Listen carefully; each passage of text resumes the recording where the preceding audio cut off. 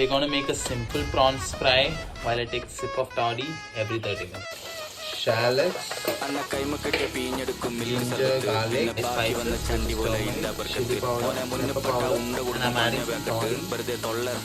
So our paste is ready. Now I'm just gonna marinate this, keep it for 10 minutes, and then fry in coconut oil. And the chili, like I'll show you also. Made a lot of let's get this. My mouth is watering. Infuse coconut milk, which is infused with curry leaf and pepper.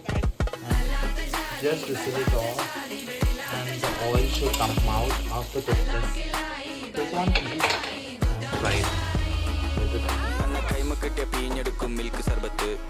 If you have any doubt in the recipe, just follow the channel.